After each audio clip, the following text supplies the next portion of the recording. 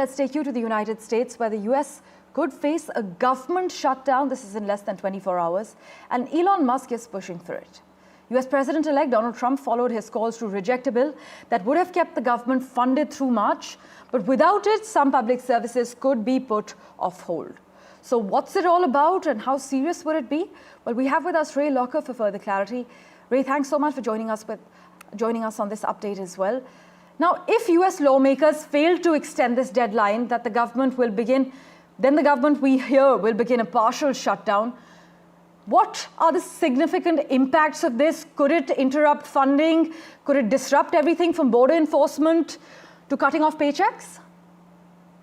Oh, yeah, for a whole slew of government employees. I mean, unless you're in a critical infrastructure job like border security, transportation security, the Federal Aviation Administration, you're not going to get paid. Your government website is going to shut down.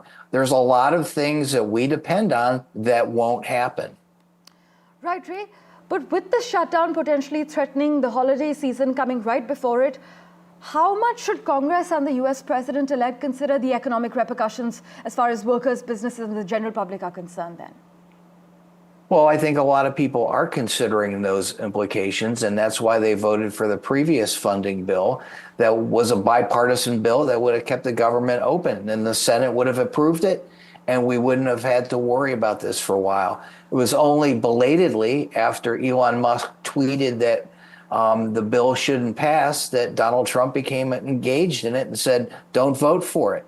And now the second version of the bill has failed. It didn't even come close to getting a majority of Republicans. I mean, a majority of the whole House, most Republicans did for it, but I mean, a lot of them didn't vote for it. So we're nowhere.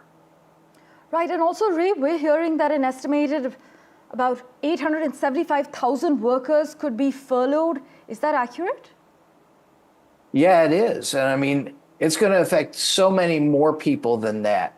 Because if a government agency is spending money on your business and that money stops coming, then you don't get paid. And so much of government work is done by companies that are contractors for the government. Those people lose revenue. They may lose their jobs. When we had a previous shutdown, end of 2018, beginning of 2019, I knew a number of people who didn't have work or lost job opportunities because there was no federal money coming. Right. Well, if US lawmakers fail to extend this deadline, which was for Friday night, the government will begin a partial shutdown in the United States that could interrupt funding for everything from border enforcement to national parks and also cut off paychecks, as Ray Locker is also highlighting. Thanks so much, Ray, as always, for joining us.